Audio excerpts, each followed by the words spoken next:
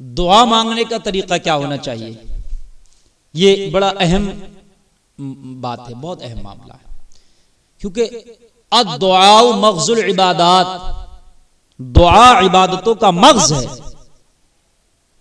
दुआ खास है। और हदीस शरीफ में तो यहां तक आया कि दुआ से तकदीर बदल जाती है, दुआ से उम्र लंबी हो जाती है। तो दुआ इबादतों का मग़ज़ है, लेकिन हमें दुआ ही मांगने का तरीका याद ना हो तो, दुआ करने का ही तरीका याद ना हो तो फिर हम शिकवे करते हैं हमारी दुआ कबूल नहीं होती। मैं तो बहुत दुआ करता हूं। बहुत सी जगह पर आया कि इस आयत को पढ़ के, इस कुरान की सूरत को दुआ मांगी जाए, इस कुरान की सूरत को पढ़ के, इस रुकू को पढ़ के दुआ की जाए तो दुआ कबूल होती है। इस रात में दुआ कबूल होती है, शब कद्र में दुआ कबूल होती है, शब बारात में दुआ कबूल होती है। लेकिन लोगों की शिकायत है, हजरत मैंने तो शब बारात में भी पूरी रात दुआ मांगी, मैंने तो शब कद्र में भी पूरी रात दुआ मांगी, फिर मेरी दुआ कबूल क्यों नहीं हुई? वजह यह है कहीं ना कहीं हमें दुआ मांगने का तरीका याद नहीं है, दुआ करने का तरीका नहीं आता हमें। जो कुरान की सूरत और जो कुरान की आयत पढ़ के दुआ करने को कहा गया ना, वो कुरान भी हमें नहीं पढ़ना आता। जब हम सही से ना दुआ मांग सकते हैं ना सही से कुरान पढ़ सकते हैं, तो फिर हमें दुआओं का फायदा और बेनिफिट कहां से मिलेगा? सामने सीखो दुआ का तरीका। दुआ करना अल्लाह को बहुत पसंद है। कोई बंदा अल्लाह से मांगता है तो उसकी रहमत को जोश आता, मेरे बंदा ने मुझे खुदा मान के फिर मुझसे मांग रहा है, रब अपने खजाने खोल देता है उसके ऊपर। दुआ तो करो। दुआ करने से क्या नहीं हो जाता? दुआ करे तो यूसुफ को कुएं से निकाल दिया जाए, दुआ करें तो हजरत यूनुस को मछली के पेट से निकाल दिया जाए, रब से दुआ करे तो हजरत इब्राहिम को आतिश नमरूद में बचा लिया जाए, दुआ करे तो हजरत मूसा के आसे को अजदहा बना दिया जाए, दुआ करे तो हजरत नूह की कश्ती को जूदी पहाड़ से लगा दिया जाए। दुआ करने से क्या नहीं होता? दुआ तो करे। दुआ करे तो गौसे आजम डूबी हुई किश्ती को निकाल दे, दुआ करे तो गरीब नवाज राजा के ऊंट बिठा दे।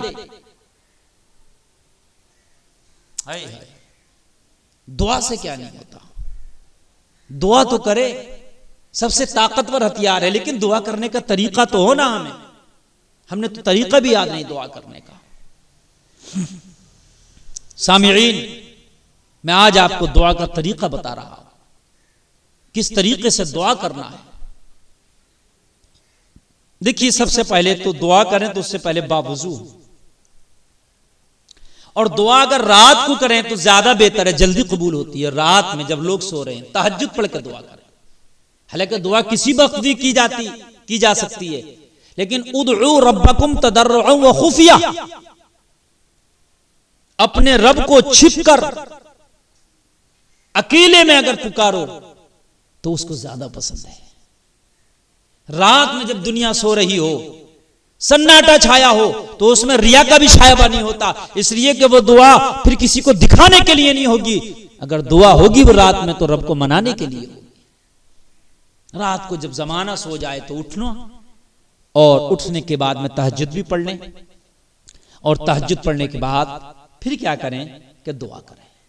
बावुजू भी होंगे, नमाज भी पढ़ी होगी तहज्जुद की। मैंने क्या कहा? दुआ किसी भी वक्त कर सकते हैं, लेकिन ये बेहतर वक्त है तन्हाई में हो, अकेले में हो। क्यों अल्लाह वाले जंगलात में जाते थे? क्यों अल्लाह वाले जो है पहाड़ों की गारों में जाते थे, पहाड़ों की चोटियों पर जाते थे, अल्लाह अल्लाह करते थे, दुआ करते थे,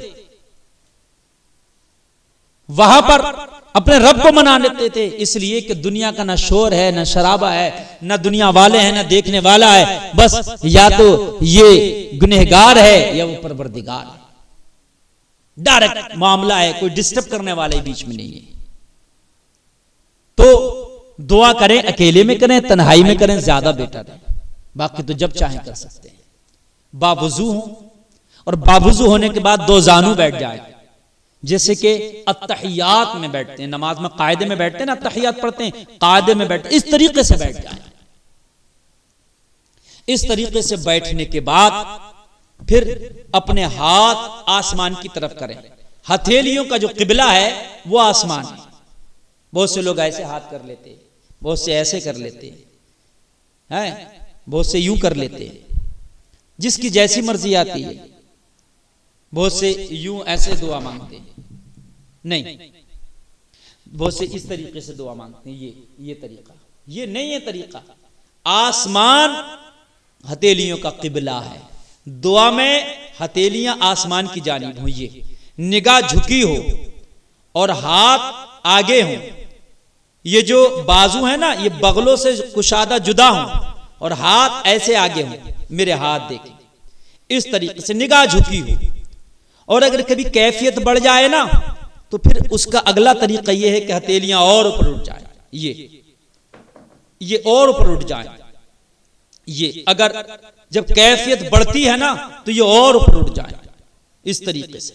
ये तरीका भी और ऊपर उठ जाए, लेकिन नॉर्मली तरीका ये है, निगाह झुकी हो और हथेलियां किबले की तरफ हों। और फिर सबसे पहले आप कोई भी दुआ करें, उससे पहले दुरूद शरीफ जरूर पढ़ लें। फिर दुरूद शरीफ पढ़ने के बाद कुरान की जो भी आयत पढ़ना चाहे या जो भी सूरत, जो भी रुकू पढ़ना चाहे वो पढ़ ले। फिर उसके बाद गिड़गिड़ा कर रब की बारगाह में दुआ मांगे, मौला ये तेरा गुनहगार बंदा या तेरी गुनहगार बंदी, मैं तो इस काबिल नहीं हूं कि मेरी जबान तेरी बारगाह में खुले। गुनहगार हूं, सियाकार हूं, असियां शार हूं, लेकिन मौला तेरी रहमत गुनहगारों पर भी बरसती है। मौला मैं अपने गुनाहों से शर्मिंदा हूं। मौला मैं अपने गुनाहों से तौबा करना चाहता हूं। सबसे पहले अपने गुनाहों से तौबा करें, उसके बाद फिर दुआ करें जायज काम के लिए।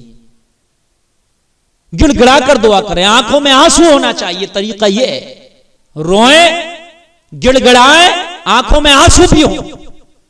लेकिन ये सब नहीं हो सकता, सबकी आंखों में आंसू नहीं आ सकते। ऐसा हो सकता है तो फिर रोने जैसी शक्ल बना ले। अगर आप की आंखों में आंसू नहीं आ पा रहे हैं तो फिर रोने जैसी शक्ल बना ले, रोने जैसा चेहरा बना ले। और वो किसी को दिखावे के लिए ना हो, सिर्फ अपने रब को मनाने के लिए हो। और फिर दुआ, अब उसमें जो जायज आप मांगे अपने रब से, अंबिया का वसीला देकर, अपने मुस्तफा अपने नबी का वसीला देकर, उनका सदका देकर मांगे। फिर उसके बाद में आखिर में दुआ के दुरूद शरीफ पढ़े और उसके बाद में अपनी दुआ को खत्म करें। इंशाअल्लाह ये दुआ का तरीका सबसे बेहतर है और दुआ जरूर कबूल